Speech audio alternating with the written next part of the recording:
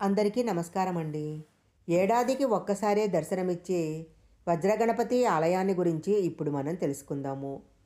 ఏ రూపంలో అయినా ఇట్టే ఇమిడిపోయే రూపము గణపయ్య. లంబోదరుడు, ఏకదంతుడు, గణనాథుడు ఇలా ఏ పేరుతో పిలిచినా, ఏ రూపంలో రూపొందించినా భక్తుల కోరికలు తీర్చే గణపయ్యను భక్తులెంతో ఇష్టంగా కొలుచుకుంటారు. ఏ పూజలు చేసుకున్నా తొలి పూజ మాత్రం గణపయ్యదే. అలాంటి గణపయ్య మట్టితో కొలువైన, కరెన్సీలో కొలువైన, పండ్లు, కూరగాయలు, రుద్రాక్షలు ఇలా వేడితో తయారు చేసిన గణపయ్య మాత్రము భక్తుల పాలిట ఆపద్బాంధవుడిలా ఉంటాడు. అలాంటి గణపయ్య వజ్రంలో కొలువైతే ఎంత గొప్పగా ఉంటాడో కదా.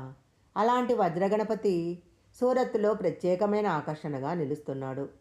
వజ్రం దగదగలతో మెరిసిపోయే వజ్రగణేశుడు మాత్రము ఏడాదికి ఒక్కసారి మాత్రమే దర్శనమిస్తాడు. గుజరాత్లోని సూరత్ వజ్రాల వ్యాపారాలకు ప్రసిద్ధన్న విషయము అందరికీ తెలిసిందే. ఇక్కడ వ్యాపారులు వజ్రాలతో అనేక రకాల ఆభరణాలు తయారు చేస్తూ ఉంటారు. అలాంటి ఒక వజ్రాల వ్యాపారి ఇంట్లో ఉన్నాడు ఈ వజ్ర గణపతి. ప్రతి ఏటా వజ్రాల వ్యాపారి వినాయక చవితి పండగ రోజు వజ్రాల గణపతిని పూజిస్తుంటారు.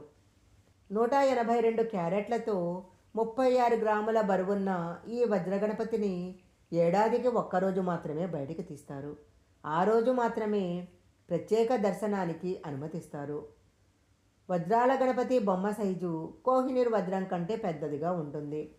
15 ఏళ్ల క్రితము వ్యాపారం కోసము కనూబాయ్ బెల్జియం వెళ్ళి అక్కడి నుంచి కొన్ని ముడి వజ్రాలను తీసుకొచ్చారట. ఆ వజ్రాల్లో ఒక వజ్రంలో గణపతి ఆకారంలో ఉన్నట్లు కనూబాయ్ తండ్రికి కల వచ్చిందట. మర్నాడు ఆ వజ్రాలను నిశితంగా పరిశీలించారు. అలా పరిశీలించిన ఆయన చాలా ఆశ్చర్యపోయారట. ఆ వజ్రాల్లో ఒక వజ్రము విభిన్నంగా కనిపించటము, ఆ వజ్రము ప్రకృతి సిద్ధంగా ఏర్పడిన వినాయకుడి ఆకారంలో ఉండటం చూసి ఆశ్చర్యపోయారు, ఆనందపడ్డారు. అప్పటినుంచి ఈ వజ్ర గణపతికి వారి కుటుంబము పూజలు చేస్తుంది. ఏడాదికి ఒక్కసారి ఆ వజ్రాల గణపతిని బయటికి తీస్తారు. ఇదండి వజ్రాల గణపతి వెనుక ఉన్న కథ. ఈ వీడియో కనుక మీకు నచ్చినట్లయితే లైక్ చేయండి, షేర్ చేయండి. ఇలాంటి మరిన్ని వీడియోల కోసం మా ఛానల్ సబ్స్క్రైబ్ చేసుకోండి. పక్కనే ఉన్న బెల్ ఐకాన్ని యాక్టివేషన్ చేసుకుంటే మేము పెట్టే వీడియోలన్నీ కూడా మీకు ముందుగానే నోటిఫికేషన్గా వస్తాయి. మరొక మంచి వీడియోతో మళ్ళీ కలుసుకుందాం.